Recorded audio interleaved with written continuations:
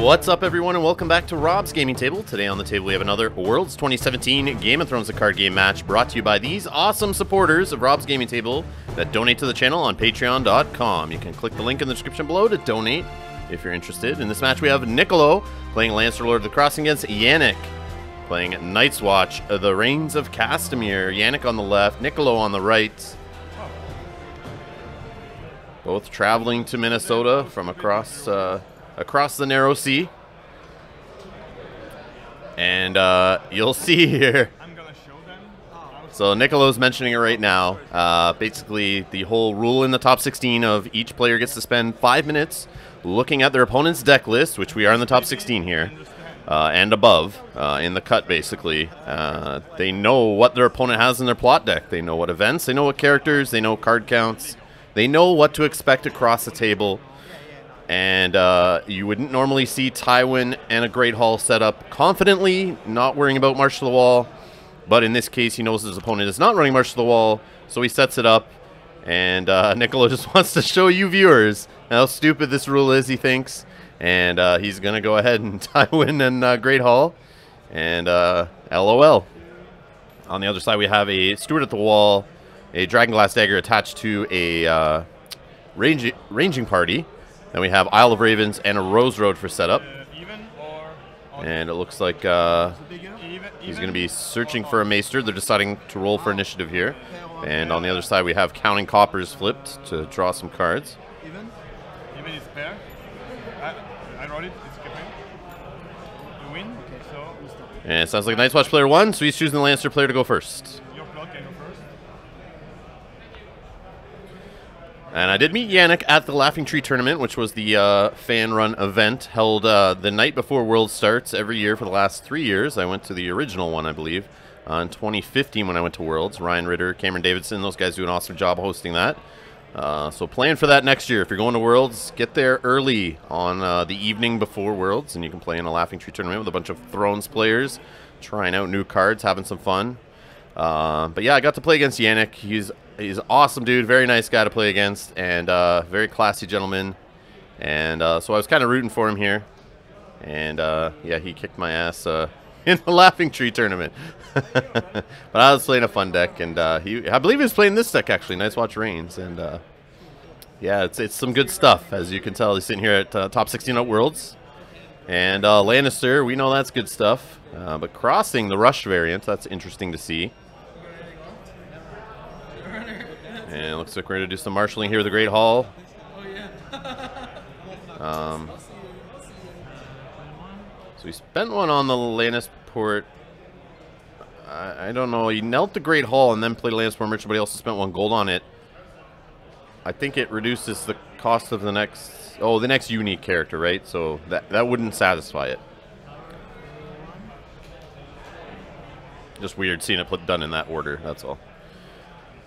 Alright, so we got -1 or -2 if it's 6 costs or higher on the next unique character. We have a Casterly Rock put out in play, so that's going to help get that extra challenges in to try to get your agenda bonus off there for the Lord of the Crossing, trying to get your extra challenges in to reach that 3rd challenge. Now on the other side with the plot, obviously here to serve, he grabbed Maester Aemon, we see out on the board now. So add some extra save to your board and help keep guys around after Valor, but is the Laney Crossing player playing Valor? Crossing decks sometimes don't go that route. And we have the Hound played out. So that Grey Hall reduction only reducing by 1 in this scenario, and that's going to be it. No gold left on the Lannister side. A dupe on Aemon now on the Night's Watch side. How many counts? 1, 2, 3, 4, 5, 6, 7, 8, 9.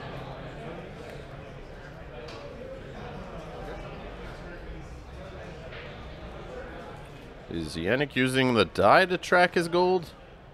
So he's played a limited now, a 2nd Rose Road. He hasn't spent any money yet. Maybe he's just not collected his tokens. Oh, no. He does have 4 gold, and it's 4 on that die, so at least we can see it. I don't know how legal that is to use die to track your economy at Worlds or in an FFG game in general. From what I hear, it's not. Been a while since I looked through the tournament rules.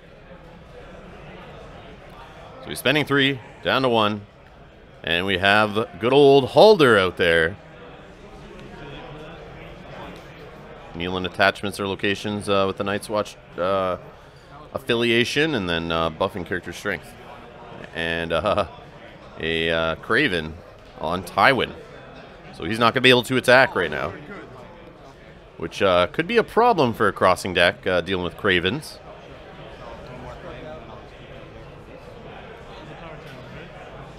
I remember when crossing became a thing and people started rushing, going crazy and crossing when it first came out. Yeah, and Barra would be kneeling. Steal some icons with Nymeria would be a good way to control crossing. Valor's a good way to control crossing. Craven is a good way to control crossing. But as long as you can stop them from initiating all 3 challenges and getting that bonus, they're just getting hit with that -1 on the first challenge, which makes it easy to defend. Sometimes you'll see them just straight up pass if they can't do all the challenges. But right now, no intrigue icon. He's not able to attack with any intrigue challenges with what's on the board. He has no gold, so Casterly Rock won't be a benefit this turn. I think Nicolo is a little stuck here. Looks like he's playing something.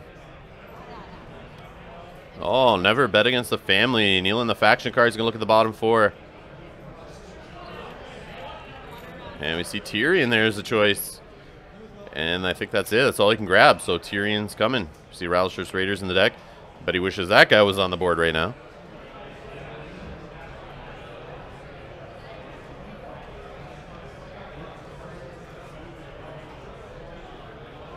And the rest of the cards go back to the bottom. And we have Tyrion Lannister in play. So I stand corrected. There is something he can do. He is not stuck. And here's Tyrion with some stealth. And it's going to generate some gold to open up other options. And he does an entry challenge stealthing the Steward at the wall, trying to get Aemon to kneel. But probably knowing Aemon's not going to kneel, is he might be saved for some intrigue of his own, or a save on a Night's Watch character during military. So actually it's an intrigue challenge of 3 with crossing -1.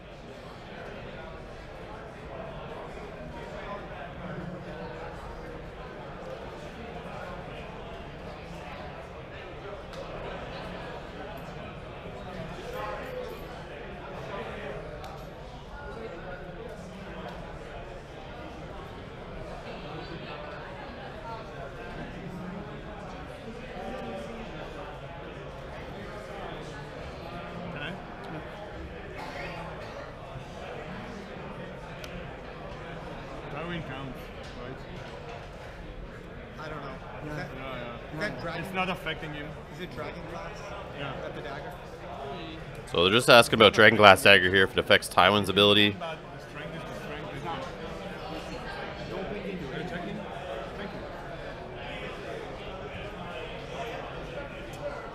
We have Tom Lucci sitting at the behind the camera watching the match there. So you may hear him talking every now and then. Let's speak to John. And we have Corin Halfhand grabbed with the intrigue claim. No defenders. 1 power on the Lannister house card.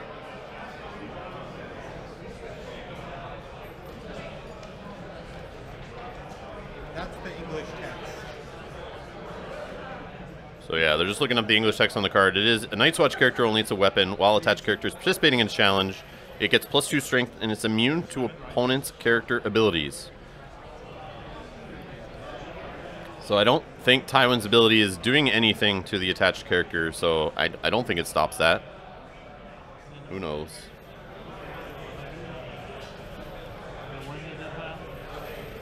I'm sure one of you awesome people watching will leave the answer in the comments to let us know about Dragon Glass Dagger. I'm sure I'll try to look it up here on Thrones DB. Usually some good good rulings are put on there. So military challenge coming back there with a ranging party. Hound blocks the unopposed, and the Lannisport Merchant dies, and we have Isle of Ravens putting Corrin back in the deck.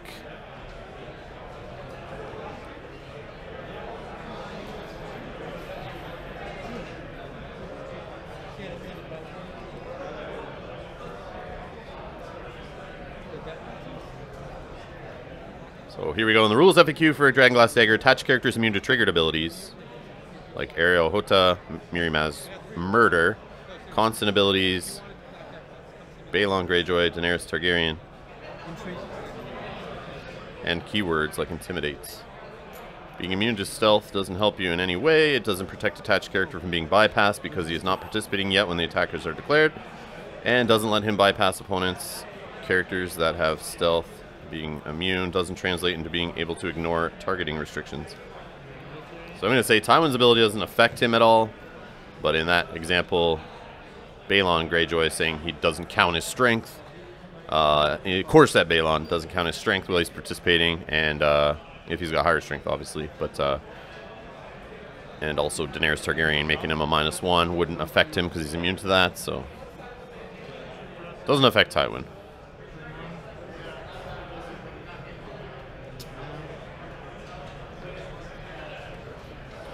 So now 2 power on the Night's Watch side, 1 power on the Lannister side. 2 power on the Lannister side, sorry. 1 on Tywin there. Winning on the defense.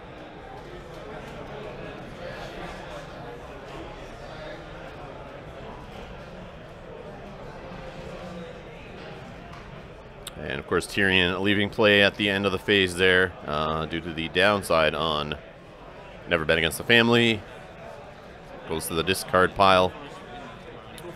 And now we have a late summer feast on the Night's Watch side, flipped into Heads on Spikes. Heads on Spikes is going to hit Jon Snow and sends him to the dead pile and gets 2 power. Ouch, that is a big hit. Jon Snow is a pain in the you-know-what when he gets on the board in these Night's Watch decks. Playing against that version of Jon Snow gets pretty crazy, especially when the deck's kind of built to help him out, get him going. Dragonglass Daggers definitely help. Long Claw gets going there. Those kind of things. He gets pretty tough to deal with. So that's what I was aiming for, but that's a game. So let's see if that's going to shake up Yannick's game plan here, or if he's going to just brush it off and keep pushing. the blood is stupid.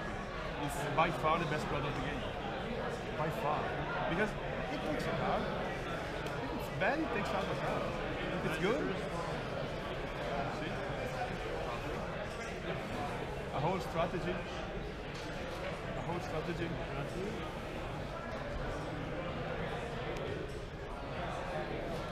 And we have an underground vault.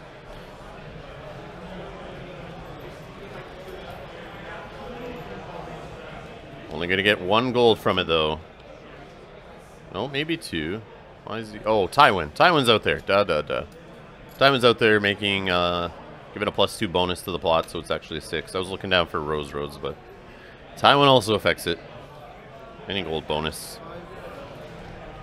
And we got Benjamin Stark, Bowen Marsh, and a Messenger Raven. One card in your hand. So I believe there's no worry about Valor right now. Yannick's just going to play it all out. He's not too worried about it.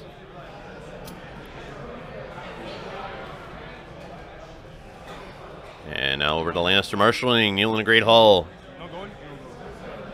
And we hear them say no gold left on the Night's Watch side. Jaime Lannister marshal out there for 4 gold. Discount on Great Hall. And gets a duplicate.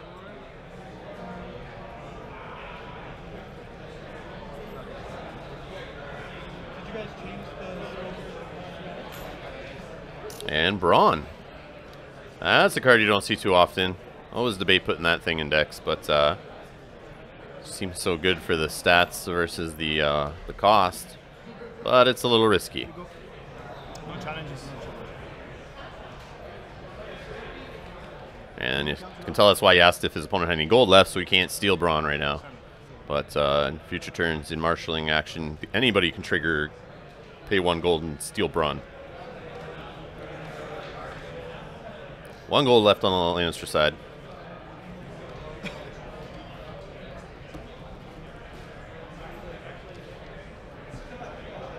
call the deck a Super Steward deck. Huh? Super Steward, yeah. Super Steward. But without John? And you kill Super Steward. Yeah. 7. It's in the military for 10, for 8.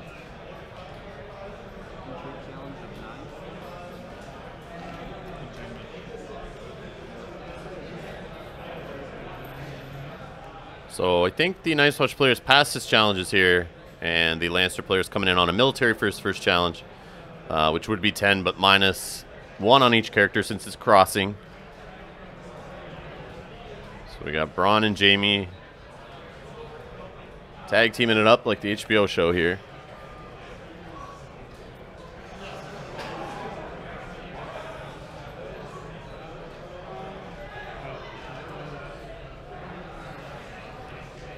I think we see 2 superior claims in the hand of a Lannister player. Definitely a rush deck. And I think Yannick recognizes that, and that's why he passed his challenge. He's going to try to slow the Lannister player down if he can, try to stop him from winning all of his challenges, and maybe even block. He's going to definitely try to block all the unopposed bonuses, but see if he can stop the 3rd challenge.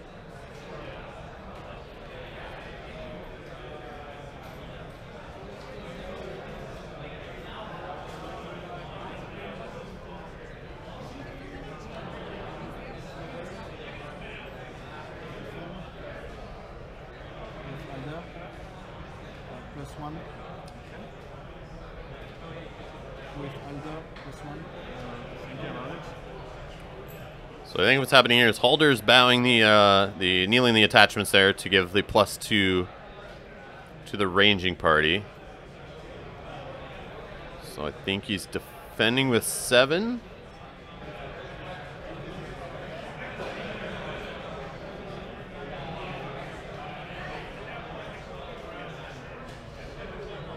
I think. Oh no, and the Dragonglass Dagger +2, I think. So 9. Defending with 9, I believe. And he does win on the defense, and Late Summer Feast will draw a card for the Lannister player Nicolo. As a forced reaction.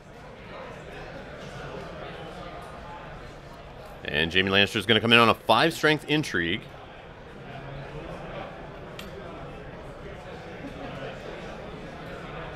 I win. I draw 2. I draw first.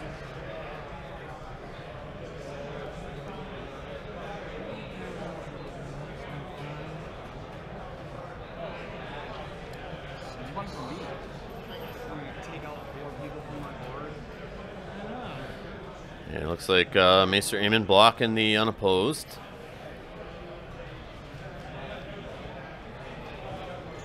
And we have Hear Me Roar played here.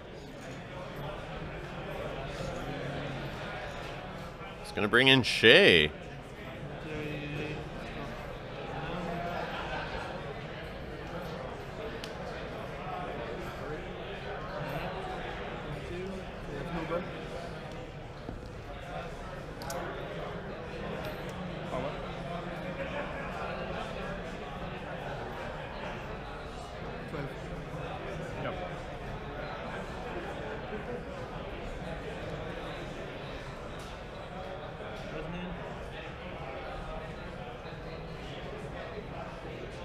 And we got Shay coming in on a power challenge.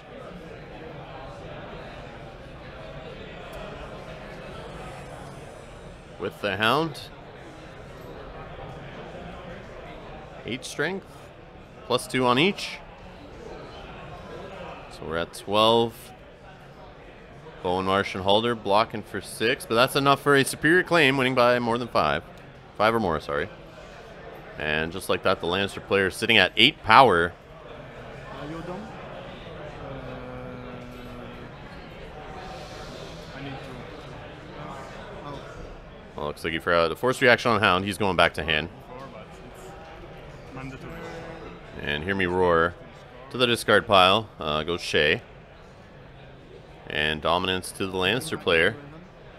And then we have a dominance action. The Raven going back to hand, drawing a card on the Night's Watch side, of course.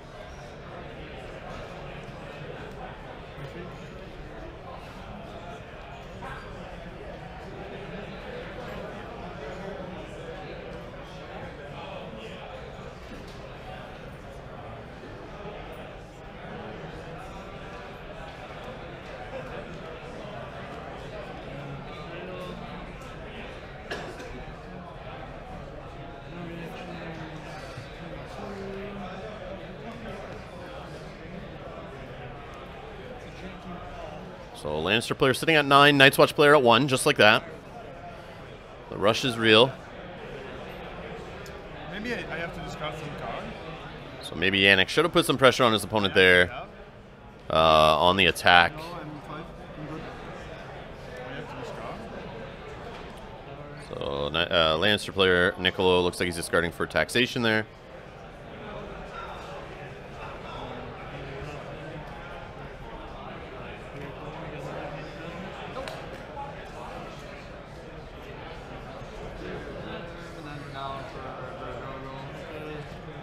And we have Winter Festival on the Lannister side into building orders on the Night's Watch side. Is it a wall the Night's Watch player is looking for and missing right now? Would help him out, give a +1 strength buff to everyone there, make it harder for the Lannister player to get challenges through.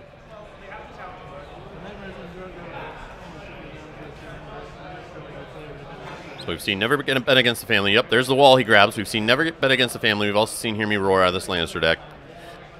So kind of another cool way to get characters into play to help get those extra challenges off.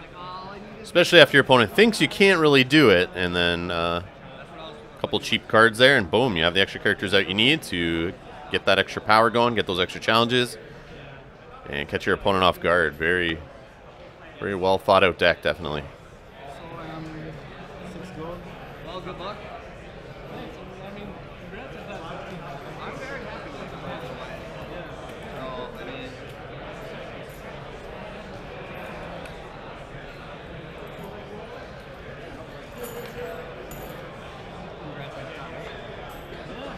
So we have enough gold on his Watch side to play the wall. Looks like he is going first. 6 gold to work with.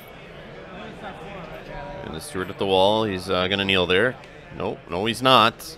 take 2 more. He's got to get his 2 gold off of the Underground Vault, of course, up to 8.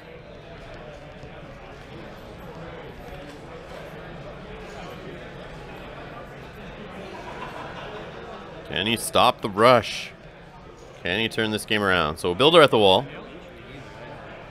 And then we have the Great Hall Knelt on the other side as an action. And then Builder of the wall knelt here to help reduce the cost of, I'm assuming, the wall. But he's got something else in his hand he wants to do too, and maybe doesn't have enough for it. He's probably counting out strength, counting out icons, trying to see if he can get something going here and defend. And we got a Craven on Jamie. Ouch.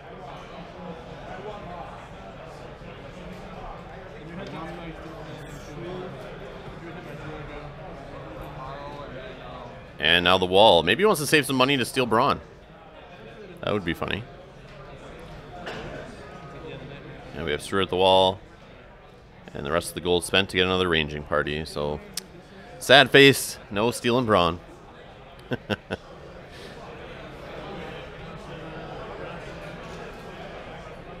Try to make the Lannister player have to waste some cash to get Brawn back if he cares.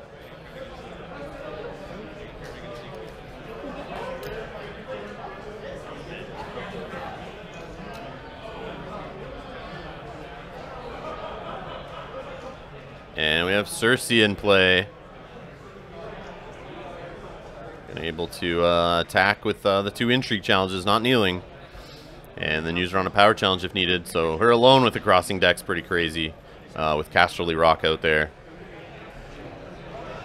Someone slap a Craven on her ASAP.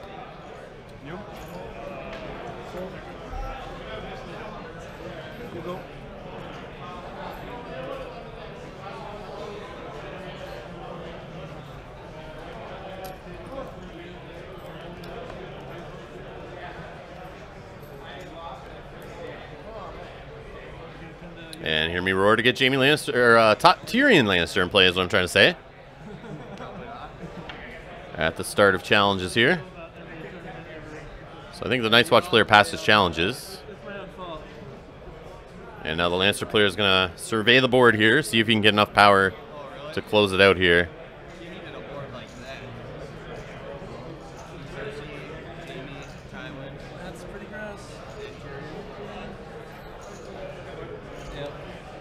Now, the problem with the Cravens in this Castamere deck is you stop these players from, or these characters from attacking, But they're sitting there defensively, stopping any chance of a Reigns trigger. But the Night's Watch player doesn't seem to care about Reigns at this point. He's just trying to win on defense.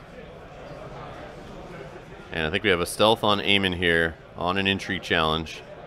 Cersei and Tyrion. So I believe that'd be 8 strength.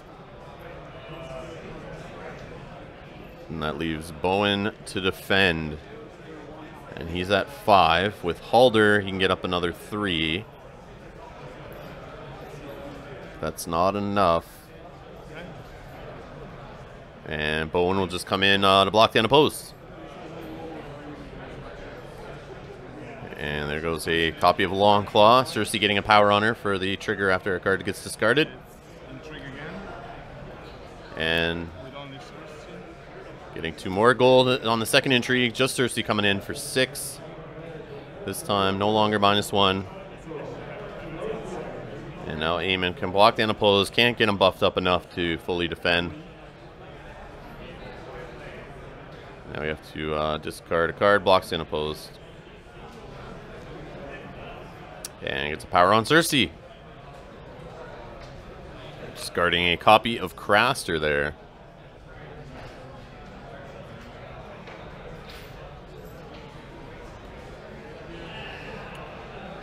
Lannister player needs 4 more power to win. He's got 2 sitting over there by his plot to signify that he'll get that at the end of the challenge phase. Since there's no summer plot across the board stopping that effect.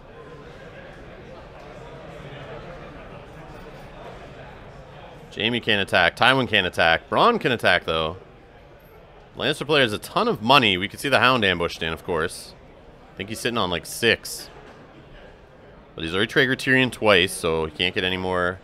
And these are all intrigue challenges are done anyway since the Night's Watch player passed. How much do you have in dominance? It's 9. So Lannister player's going to count through dominance here. 9, 11, that's 7, right? It's 18, that's 4, it's 22. It's only in challenge. Only in challenge, okay. So it's 10, 16 plus 4, so it's 20. 20. So right now the Night's Watch player is showing 20 if they were to go to dominance. Because only Tywin is 6, 11, 21, 27. You're at 20, right? I think we heard 27 counted on the Lannister side there for dominance.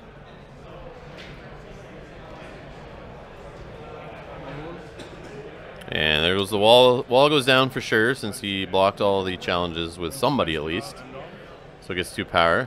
So Winter Festival, dominance, leaving 1 power away from winning on the Lannister player side.